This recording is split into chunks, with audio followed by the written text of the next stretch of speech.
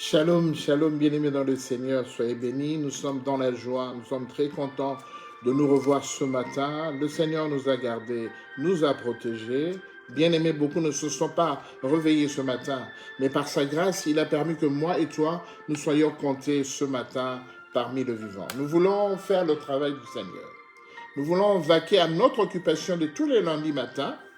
C'est pourquoi nous voulons d'abord prier et recommander ce moment entre les mains du Seigneur. Tendre Père, nous bénissons ton nom et te rendons gloire et grâce parce que tu es le Dieu Tout-Puissant. Merci pour ton amour. Merci pour cette grâce particulière que tu ne cesses de nous donner parce que Seigneur, personne ne peut faire ce que tu fais, Père de gloire, s'il ne nous avait pas aimés. La Bible déclare que Dieu a tant aimé le monde qu'il a donné son Fils unique afin que quiconque croit en lui ne périsse point, mais qu'il ait la vie éternelle. Seigneur, merci pour ton Fils qui est notre Seigneur, qui est avec nous, Père, parce que la Bible dit que ce n'est plus moi qui vis, mais ce Christ qui vit en moi. Merci Seigneur pour ta présence au milieu de nous. Merci pour la paix que tu nous donnes. Merci pour la joie que nous allons partager en ce jour, Père de gloire, pour la seule gloire de ton nom, Seigneur. Voilà pourquoi nous nous remettons entre des saintes et divines mains, Seigneur. Sois notre protecteur, notre assurance et notre guide du début jusqu'à la fin de ce live, afin que ton nom soit loué, Seigneur Jésus. Nous nous abandonnons entre tes mains, Seigneur. Dirige-nous comme il se doit. C'est dans le nom de Jésus-Christ de Nazareth que nous t'avons ainsi prié. Et nous disons Amen. Amen, Amen, Amen. Bien-aimés, soyez bénis. Soyez bénis. Le Seigneur, aujourd'hui, nous parle de quelque chose de très conséquent, de quelque chose dont on a tout le temps besoin, mais à laquelle on ne fait pas très attention. Le Seigneur nous parle aujourd'hui conséquemment. Bien-aimés, il y a une histoire dans la Bible, dans le livre de Actes des Apôtres, au chapitre 8, du verset 27 jusqu'au verset 40. Du verset 27 jusqu'au verset 40. En fait, il s'agit de l'histoire d'un eunuque éthiopien. Un eunuque, en fait, dans les organisations, dans les gouvernements de certains pays, les eunuques, ce sont des notables. Ce sont des gens très respectueux, des gens qui ont un pouvoir assez énorme et qui sont nantis d'un certain nombre de pouvoirs. Et les eunuques, en fait, ce sont des gens, en fait, aujourd'hui on pourrait les appeler des ministres, des représentants d'État. Des gens considérés et qui sont là pour la bonne œuvre et la bonne marche d'une nation, d'un État. Mais dans la Bible, en fait, l'eunuque, à cette époque-là, il représentait quand même un responsable religieux auquel il fallait vouer beaucoup d'attention, beaucoup de révérence, et qui était vraiment considéré dans une nation. Alors il se fait qu'il y a eu un eunuque éthiopien. Vous connaissez l'histoire du roi Salomon et avec la reine de Séba. Elle était une de ses concubines.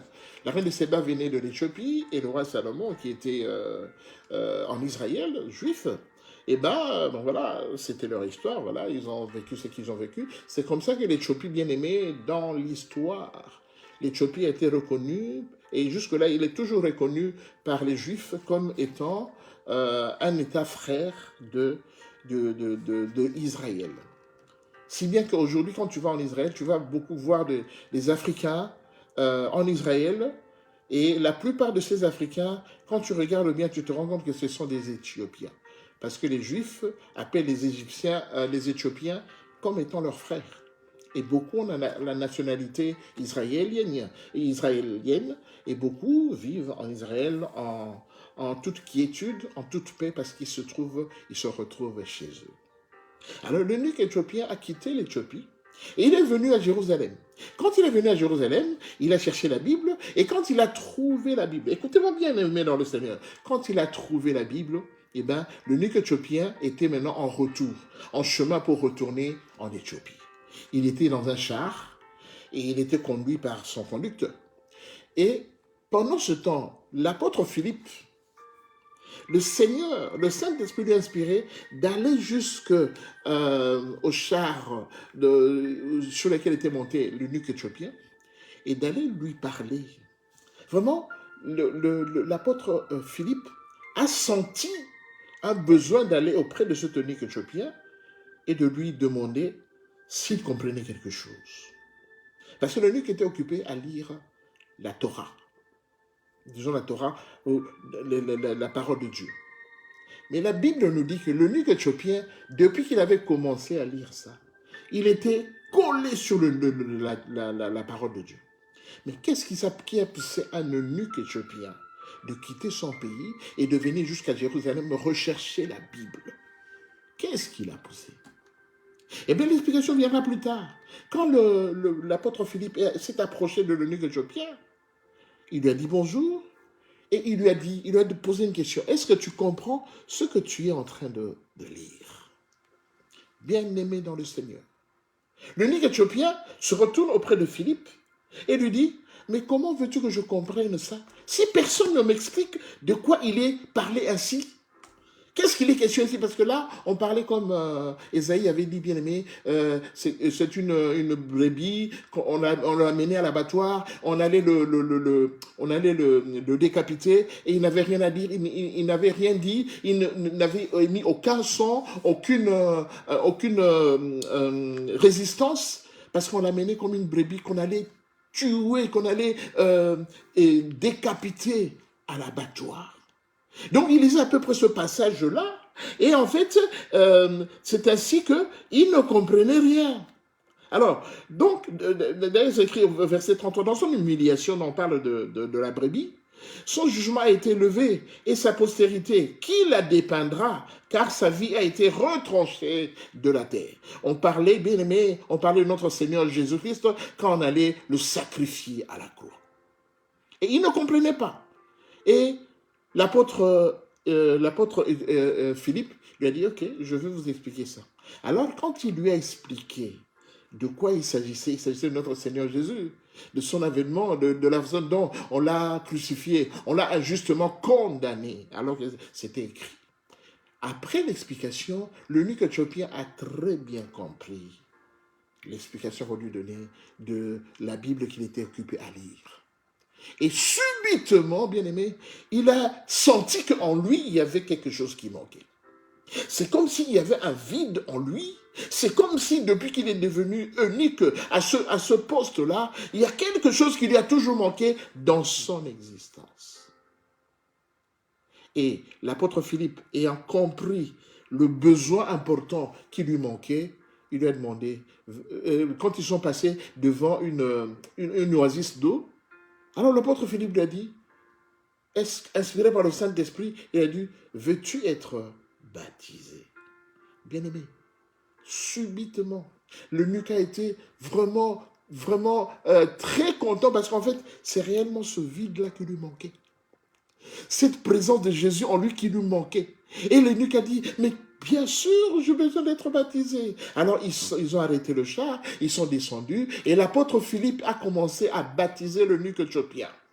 Quand il a terminé de baptiser l'eunuque éthiopien, poussé par le Saint-Esprit, l'apôtre Philippe a disparu de ce lieu, et l'eunuque éthiopien est sorti de l'eau tellement content, tellement dans la joie, parce qu'en fait, l'eunuque éthiopien s'était rendu compte qu'il y avait quelque chose qui me manquait. J'ai une grande fonction, je joue un rôle important dans mon pays, dans l'administration, mais quel que soit cela, je suis bien nanti, je ne manque de rien, ma famille ne manque de rien, mais il lui manquait quelque chose. Et cette chose-là, ce vide-là qu'on appelle aujourd'hui, comme on l'a intitulé aujourd'hui, ce vide-là, s'agissait de Jésus. Bien-aimé, un vide à combler.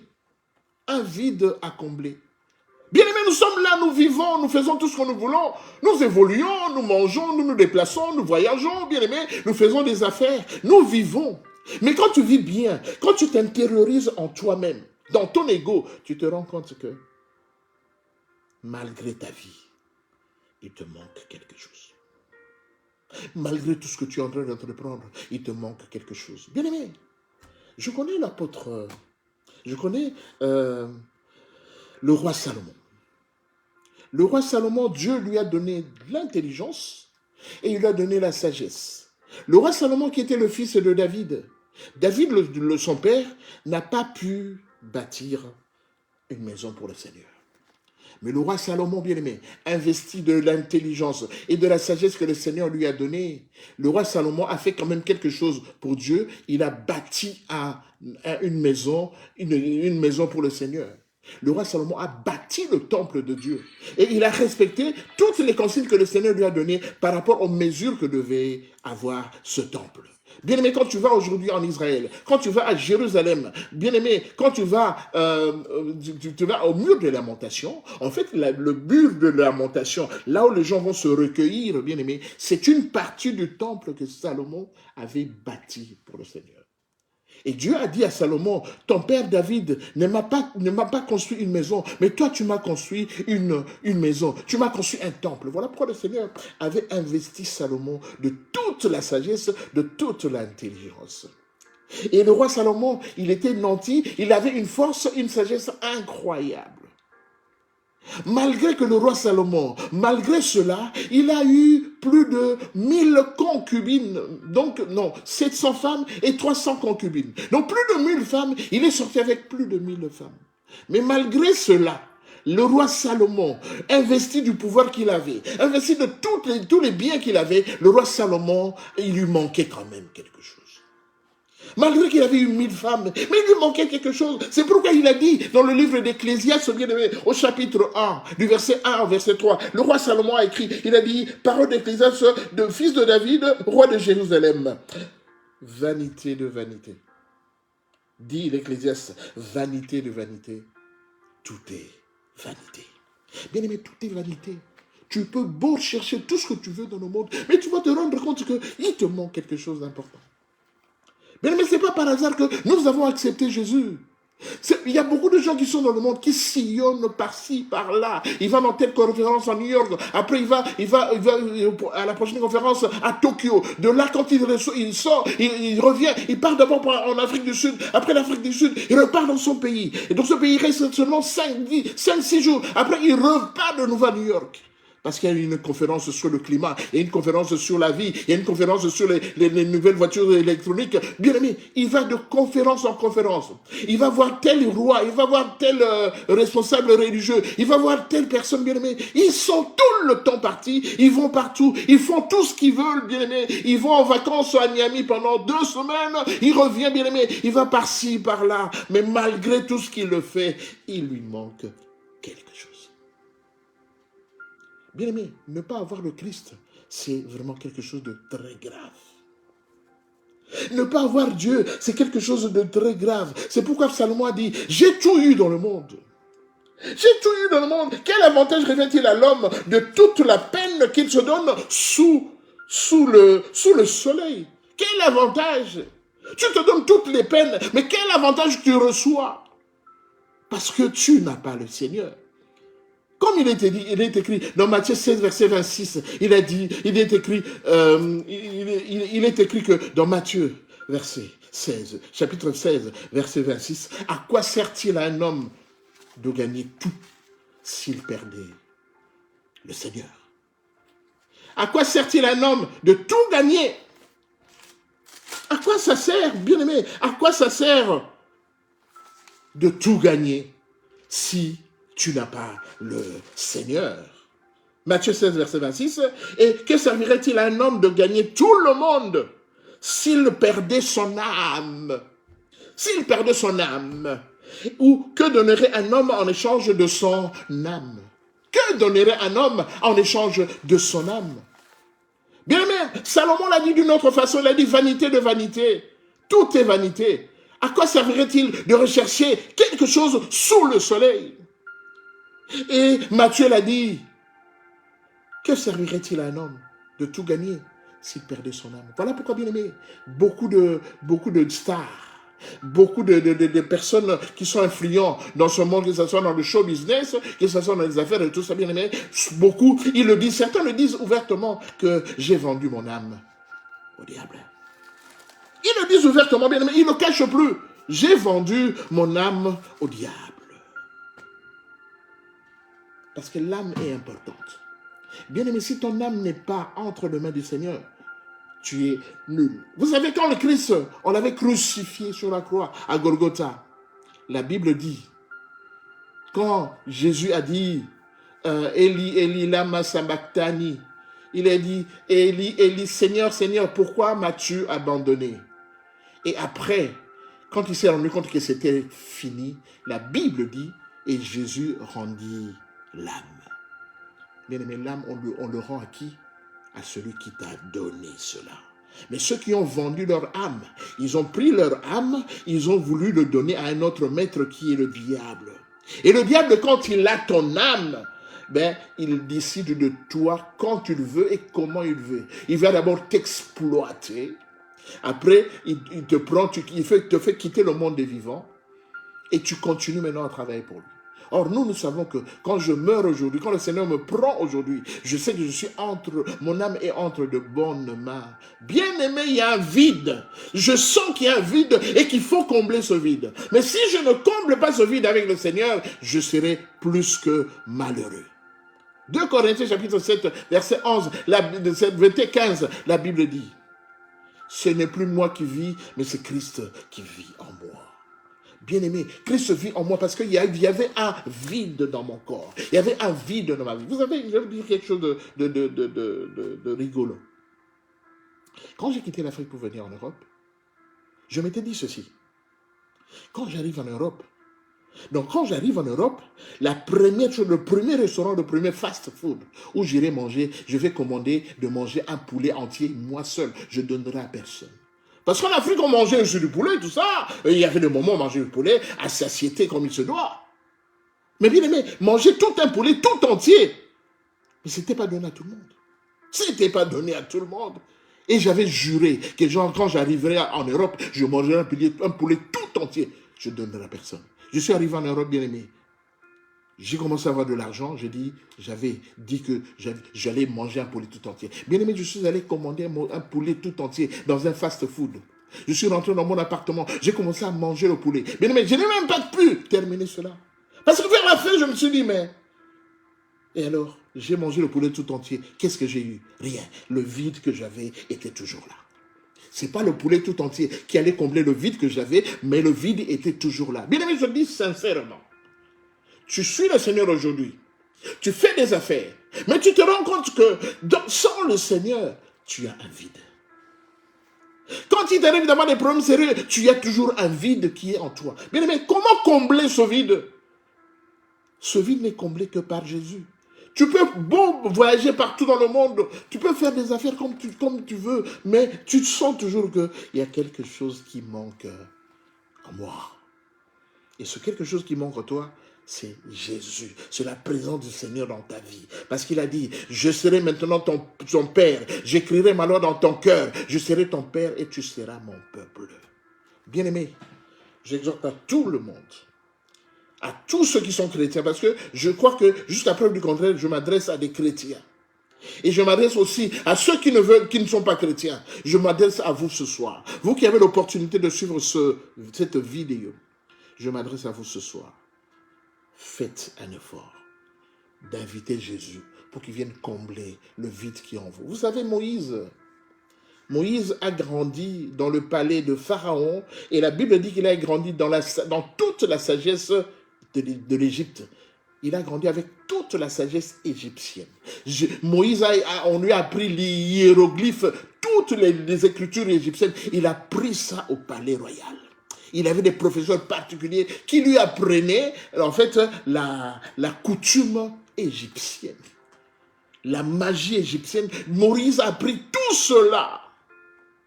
Mais bien aimé, il est arrivé un moment que Moïse a senti qu'il y avait un vide en moi. Il est arrivé un moment que Moïse a senti dans son corps. Il dit, j'ai tout, je suis prince. Quand je fais ceci, le char vient. Quand je fais ceci, on m'apporte tel manger. Quand je fais bien aimé, il avait tout. Mais malgré qu'il avait tout, il est arrivé un moment quand il a eu 40 ans.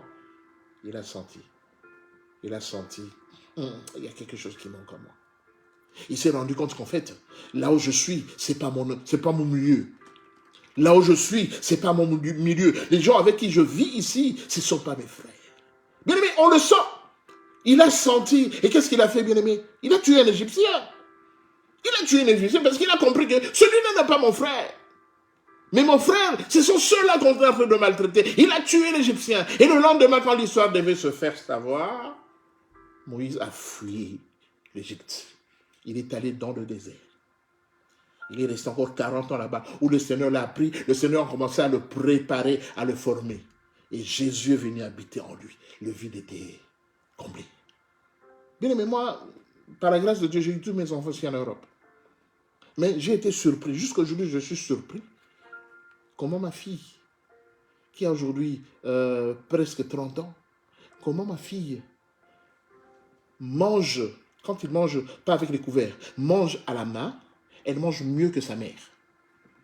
On ne lui avait jamais appris comment on mangeait à main parce que de l'Afrique d'où nous venons, on a appris facilement comment manger à la main. On ne lui a jamais appris ça. Mais elle mange mieux avec harmonie quand tu la vois, la regarde en train de manger. Elle mange tellement bien. Mais on ne lui a pas appris ça. Comment? Comment est-ce qu'elle le sait? Parce qu'on ne lui a pas appris comment manger à la main. Mais c'est parce qu'en fait, j'ai transmis, moi et mon épouse, on a transmis nos gènes auprès des enfants. Bien qu'ils soient nés en Europe. Ils sont nés en Europe. Ils n'ont jamais été ils ont été en Afrique, mais ils n'ont pas jamais été en Afrique pour qu'on lui apprenne comment manger à la main. Mais elles mangent parfaitement bien à la main parce qu'on leur a transmis les gènes. Bien aimé, en fait, ces gènes-là qu'on leur a transmis, ça dénote leur identité. Et dans cette identité, aujourd'hui, comme nous sommes chrétiens, dans cette identité, c'est Christ qui est là. Alors, comme Christ est là, bien-aimé, quand Christ est là, il ne demande qu'à habiter en nous. Bien-aimé, il faut qu'il comble ce vide. Parce que, bien-aimé, bien qu'il soit né ici, bien-aimé, il se rende compte que, oui, nous sommes nés ici, dans cet environnement, dans cette culture européenne, on est là. Mais il y a toujours un vide. Il y a toujours eu un vide. Et ce vide, c'est ce que nous n'avons pas en nous. Heureusement que le Christ, il est dans nos cœurs. Bien-aimé, le roi David, investi de la place, roi. Le roi David a été convoité, ça dit bien aimé, il a vu Beersheba, il a été convoité par Beersheba. Il est allé jusqu'à pousser son mari Uri à aller en champ de bataille alors qu'il n'y avait pas de bataille pour se faire tuer parce que lui il voulait profiter de la femme de Uri. Tellement qu'il était convoité, il voulait profiter de la femme de Uri. Bien aimé, malgré tout ça, le vide qu'avait David, ce n'était pas auprès des femmes. Pourquoi il poursuivait toutes les femmes? Pourquoi il était tellement focus aux femmes? Parce que le roi David sentait qu'il y avait un vide en lui. Il y avait un vide en lui, que même les femmes qu'il poursuivait, les femmes n'ont pas pu combler ce vide-là.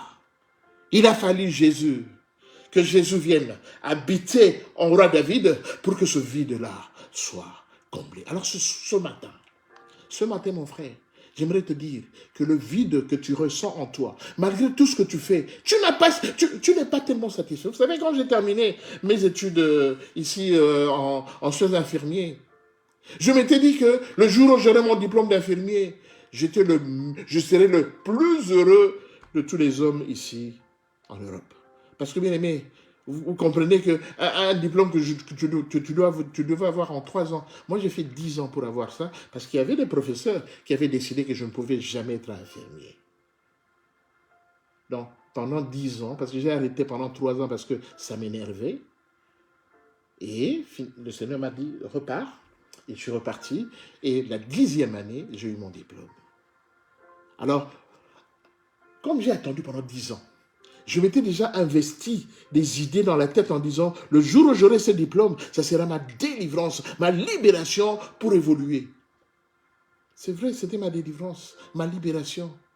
Mais je croyais que ce diplôme allait combler le vide qui était en moi. Mais cela n'a pas comblé le vide. Et quand je me suis tourné vers le Seigneur a dit, venez à moi. Vous tous qui êtes fatigués et chargés, je vous donnerai du repos. Bien-aimé, il est temps que tu viennes au Seigneur pour qu'il puisse combler le vide que tu as. Tu peux beau voyager, tu peux beau aller tel médecin, tu peux beau aller changer ton nez, changer tes oreilles, la forme de tes oreilles, changer la forme de tes yeux, tu peux beau faire ça. Mon frère, ma soeur, aussi longtemps que tu ne mettras pas Jésus, tout ce que tu fais là, ça ne va pas combler le vide qui est en toi. Tu sais pourquoi tu es tout le temps parti?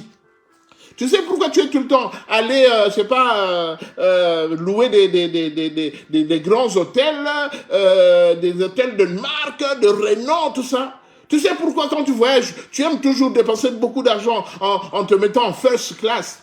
C'est parce que tu cherches quelque chose de sensationnel, de nouveau, qui peut combler un vide qui est en toi. Mais malgré que tu le fais, tu continues à le faire. Parce que tu n'as jamais trouvé ce vide-là. Tu n'as jamais trouvé ce vide-là qui devait être comblé. Parce que c'est un trou qui est en toi. C'est un trou, c'est un endroit, il n'y a rien. Vous savez, quand quelqu'un est en train de parler, quand quelqu'un est en train de parler, de vous raconter une histoire. Quand il y a un trou de mémoire, il fait quoi? Il essaie de combler ce trou par quelque chose qui n'est pas dans l'histoire.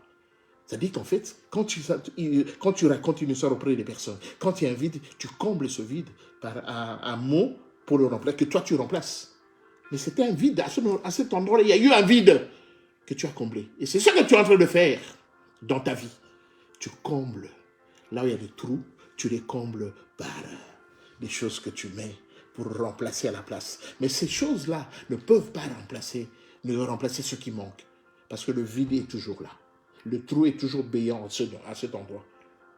Et ce trou béant ne peut être remplacé que par Jésus. Voilà pourquoi ce matin, je t'invite, mon frère, pendant qu'il a encore temps. Parce qu'on ne sait pas quand est-ce qu'il va arriver. Le jour où il va arriver, l'heure où il va arriver, on ne le connaît pas. Mais comme tu es encore en vie aujourd'hui, comme le Seigneur t'a mis parmi les vivants, je t'exhorte, mon frère, je t'exhorte à ne pas prendre cet enseignement à la légère. Mais je t'exhorte vraiment de tout mon cœur de combler ce vide par Jésus-Christ de Nazareth. Il n'y a que lui qui peut te donner la vie. Il n'y a que lui qui peut te donner la paix. Il n'y a que lui qui peut faire en sorte que tu sois satisfait de cette vie. Bien aimé, pourquoi il y a des gens qui se suicident? Savez-vous pourquoi les gens veulent se suicider? Mais parce qu'ils sentent en eux qu'il y a un vide, qu'ils n'arrivent pas à remplacer. Et comme ils n'arrivent pas à remplacer ce vide, ça leur pousse à se suicider. J'aimerais vous dire quelque chose. Maintenant, je le dis en tant que prestataire de soins. Je le dis en tant qu'infirmier en psychiatrie. Si tu es habité par l'esprit de suicide, tu feras tout le temps des tentatives de suicide. Mais par la grâce de Dieu, tu ne partiras pas encore. Toutes les tentatives de suicide vont commencer à rater dans un premier temps. Tu peux en avoir fait 5, 6. Vous savez, toutes les personnes que vous voyez qui se sont pendues, qui se sont suicidées, ce n'était pas leur première tentative. Ils ont fait plusieurs tentatives avant. Mais le malheur est qu'ils finissent toujours par réussir à se suicider. Là, je parle en tant qu'infirmier en psychiatrie. J'ai de l'expérience. Mais j'aimerais te dire, mon frère, si tu m'écoutes là, si tu me suis, ma soeur, si tu me suis, et que tu es hanté par l'esprit de suicide, tu as fait déjà beaucoup de tentatives de suicide, je te conjure, ce matin, de recevoir Jésus comme Seigneur et Sauveur, afin qu'il comble ton vide, le vide qui est en toi. Alors, j'aimerais prier pour tous ceux-là qui ressentent ce vide, surtout toi qui as toujours été tenté à te suicider. Je voudrais faire cette prière pour toi, pour que ce vide-là soit remplacé définitivement par Jésus. Si tu es d'accord avec moi, dispose-toi et répète ce que je suis en train de dire. C'est vraiment l'Esprit de Dieu qui me conduit à le faire. Je n'avais pas l'intention de le faire, mais l'Esprit de Dieu me conduit à prier pour toi, qui se ressent toujours ce vide. Aussi longtemps que tu vivras, le vide sera toujours là. Même nous tous, les gens normaux bien-aimés, on ressent toujours ce vide-là. À un moment, on ressent le vide. À un moment, tu te dis, mais pourquoi je dois aller à tel endroit, je dois faire ceci, faire cela, je reviens. Mais peut-être tout ce que tu fais, ça ne rapporte pas. C'est parce qu'il y a un vide. Je veux prier pour toi. Tel que tu es là, mon frère, ma soeur, lève seulement tes mains et répète ce que tu es en train de dire. Seigneur Jésus, je viens à toi tel que je suis, parce que je suis un pécheur. Je reconnais qu'en moi, il y a toujours un vide. Quel que soit le fait que je t'avais déjà choisi pour que tu sois mon Seigneur et mon Sauveur.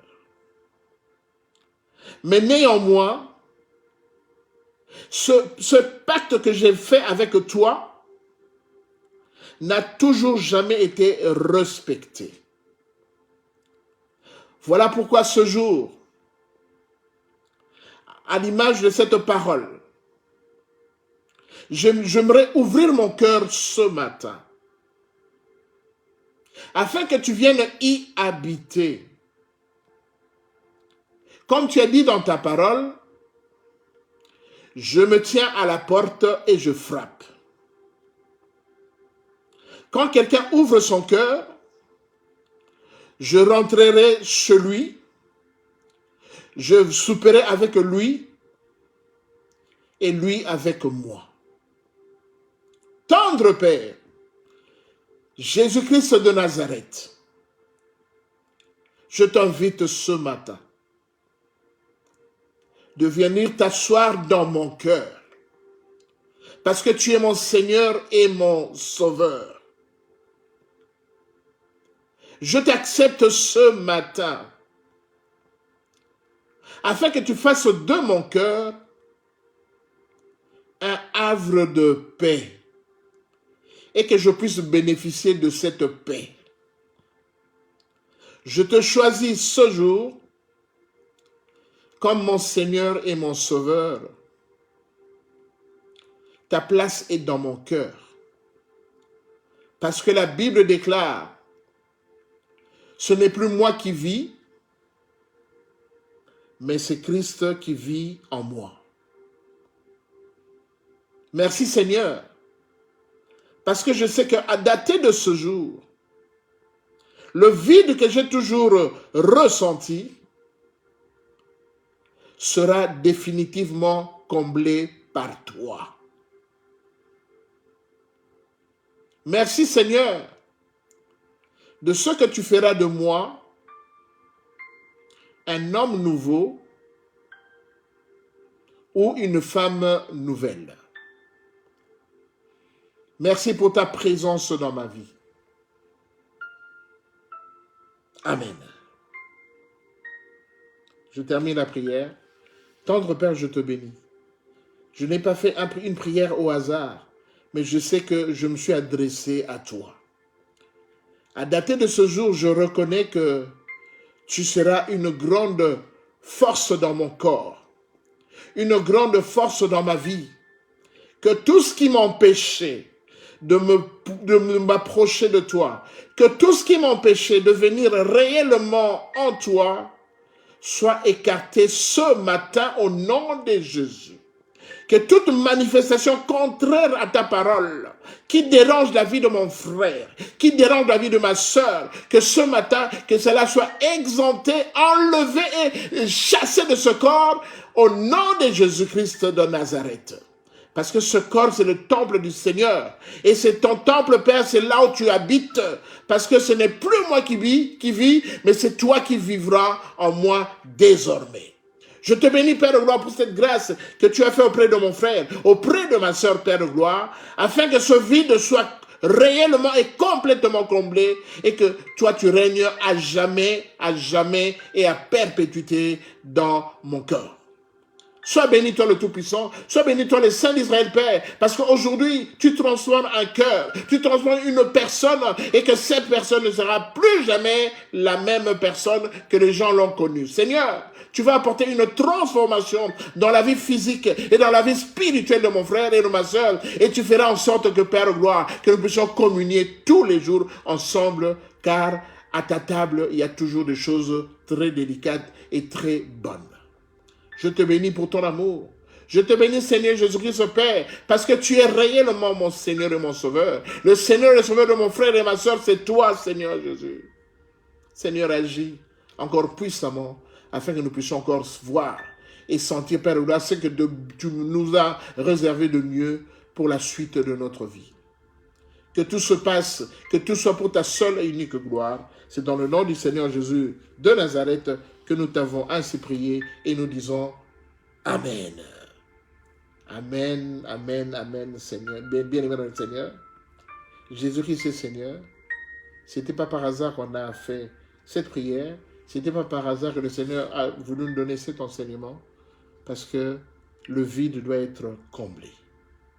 Mais ça ne peut pas être comblé par n'importe quoi. Regarde, tout ce que tu essaies de tenter pour combler ce vide n'a jamais abouti. Mais aujourd'hui, le véritable, le Seigneur Jésus-Christ, bien-aimé, celui qui a été ressuscité le 3e jour, celui-là, bien-aimé, qui a été mort, enseveli, enterré, mais bien-aimé, son corps n'a jamais été retrouvé aujourd'hui.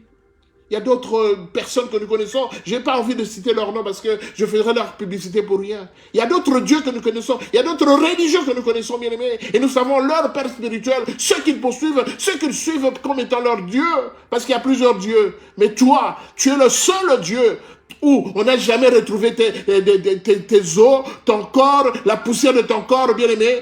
On n'a jamais retrouvé tout cela dans les vestiges qu'on a fouillés, qui devaient te contenir.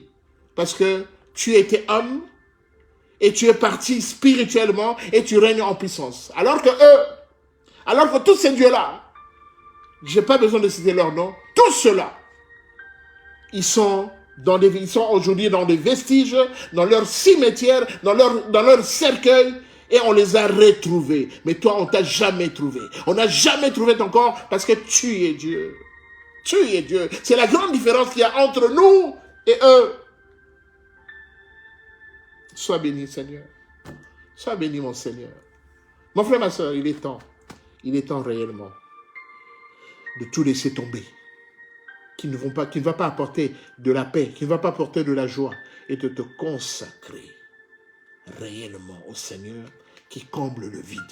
Bien aimé, il ne choisit pas celui-là. Non, le Seigneur comble le vide auprès de tout le monde qui l'invoque en esprit et en vérité. Alors, pourquoi tu continues à attendre, à tant souffrir, alors que la solution est à côté de toi? La solution est à côté de toi. Il est temps, mon frère, ma soeur, de te consacrer vraiment à Dieu. Parce que c'est lui qui est le chemin, la vérité et la vie. Soyez bénis, bien-aimés, on a été dans la joie de passer ce moment avec vous. Nous bénissons le Seigneur pour cet enseignement qu'il nous a donné. Et nous bénissons encore davantage, abondamment, parce que nous savons qu'il va encore faire des merveilles dans nos vies. Christ en nous, l'espérance de la gloire. Soyez bénis, bien-aimés.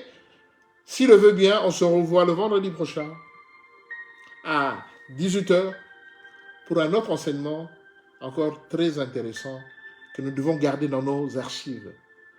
Parce que nous allons faire quelque chose quand le Seigneur nous permettra d'avoir le moyen de nous voir souvent, de parler, que ce soit en présentiel ou bien en ligne. Le Seigneur permettra que tous ces enseignements que vous les ayez, c'est très important pour votre vie. Parce que le Seigneur a dit, vous avez reçu gratuitement, donnez aussi gratuitement. Et vous aurez besoin de donner aussi à d'autres personnes qui en auront besoin. Soyez bénis, bien-aimés. On est arrivé à la fin. Que le Seigneur vous bénisse et que cet enseignement de ce matin vous bénisse abondamment. Shalom, shalom.